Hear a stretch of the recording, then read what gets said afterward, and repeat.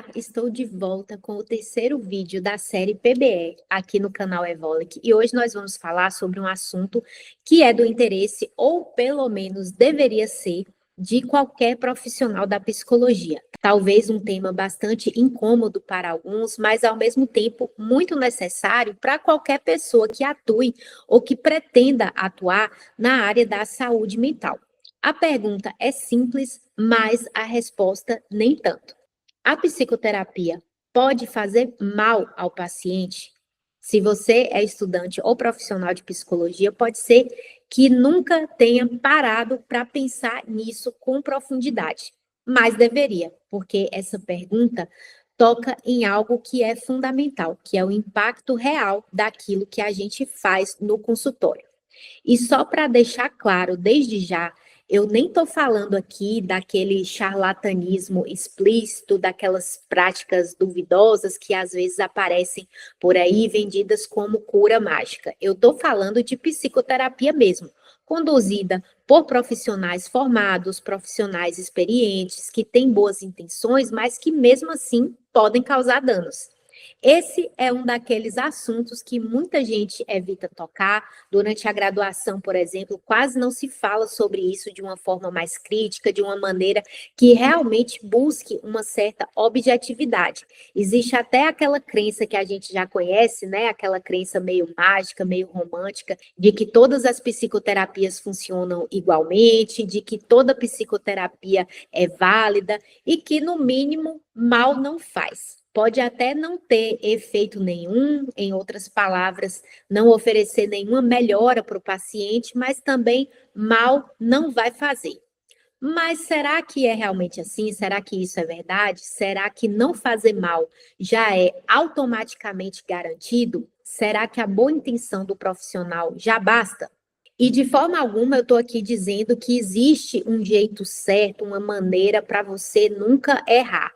A gente está aqui partindo do princípio de que todo mundo vai errar em algum momento. Esse é um vídeo muito mais reflexivo, porque na prática clínica, obviamente, os erros não são intencionais. Eu, pelo menos, prefiro acreditar que não. Eu prefiro acreditar que o profissional erra sem querer errar, que a maioria dos psicoterapeutas não causa prejuízo porque quer, mas porque não percebe que está causando.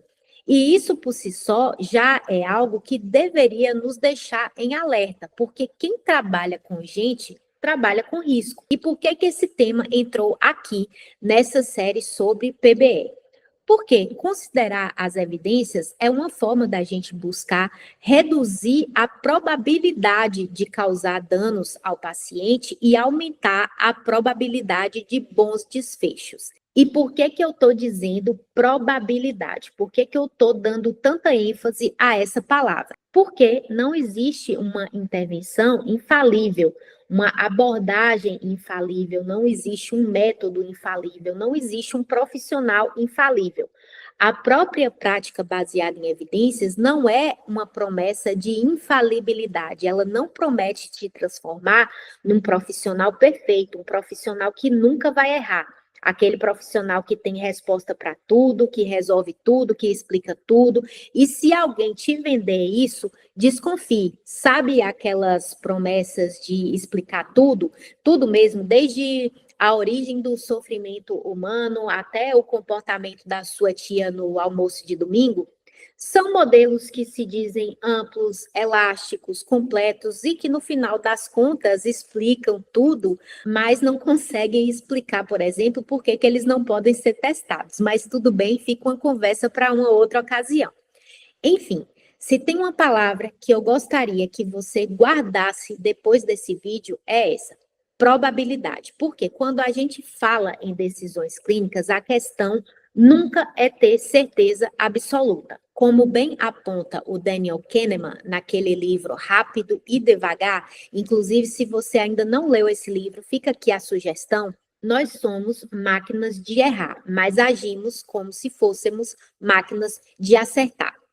O problema é que a maior parte dos nossos erros não vem simplesmente de uma falta de inteligência, né, digamos assim, mas de um excesso de confiança na nossa própria intuição. o nosso cérebro busca economizar esforço e, por isso, recorre o tempo todo ao que Kahneman chamou de sistema 1, que é como se fosse um modo automático, um modo mais rápido, mais intuitivo de pensar, que vai ajudar a gente a não gastar tanta energia para tomar decisões.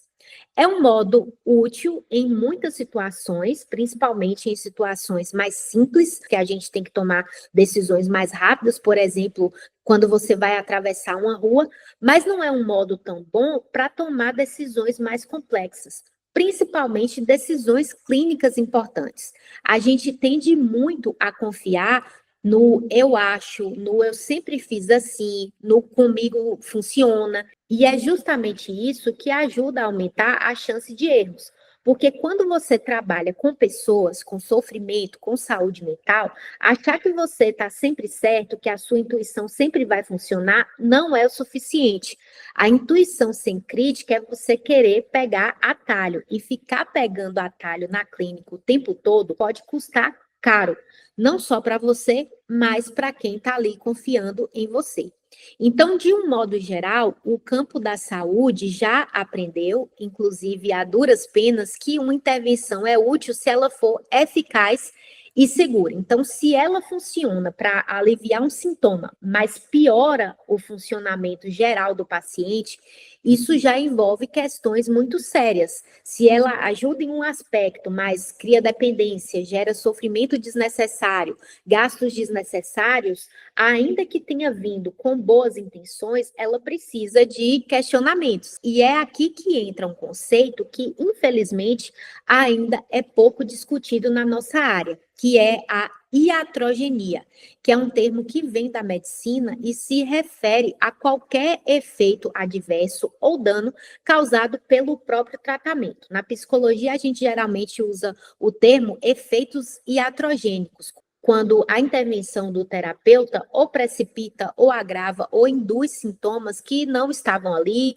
ou que estavam controlados e acabaram piorando. E antes que alguém pergunte, sim, isso pode acontecer até com intervenções que têm boa base teórica, têm estudos, têm tradição, têm sustentação empírica.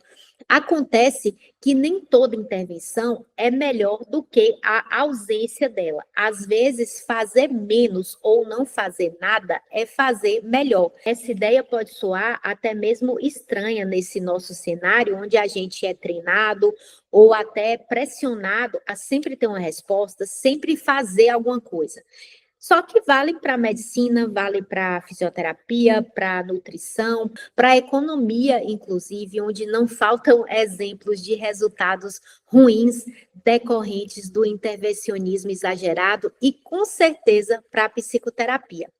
O problema é que ainda existem muito poucos estudos que investigam esses possíveis efeitos adversos das intervenções psicológicas. A maioria foca em eficácia e efetividade, claro que isso é muito importante, mas o que a gente tem que lembrar é que ser eficaz não é sinônimo de ser seguro, e a gente não pode confiar naquela frase que diz: se não fizer bem, mal também não vai fazer. Todo esse silêncio em torno de possíveis efeitos negativos não quer dizer que eles não existam, só quer dizer que a gente não está olhando o suficiente para eles. E parte disso se deve até mesmo a uma confusão conceitual. Não existe um consenso se a gente fala prejuízo, se chama de efeito adverso, efeito negativo, risco e iatrogenia. E se a gente não sabe como nomear um fenômeno, fica mais difícil ainda da gente pesquisar sobre ele. Então, só para encerrar, é claro que não existe atuação clínica sem risco, não há como evitar 100% os erros, os efeitos indesejados, a ocorrência de erros ou de respostas indesejadas ao tratamento não necessariamente vão invalidar o processo terapêutico como um todo, mas evidencia uma necessidade, que é a de avaliação constante, a de revisão crítica da nossa própria atuação. E é justamente por isso que esse assunto entrou aqui nessa série sobre PBE, porque a melhor evidência disponível não é algo fixo, algo definitivo, reflete o que a ciência conseguiu produzir e validar até aqui, até o presente momento. E, claro, está sujeita à revisão à medida que novas pesquisas, novas análises e novos dados vão surgindo. E como o objetivo desse vídeo é ser mais reflexivo, vou deixar aqui uma reflexão para finalizar. Se já existe risco, mesmo quando nós atuamos com base nas melhores evidências disponíveis, imagine quando essas evidências sequer são consideradas. Nos vemos no próximo vídeo.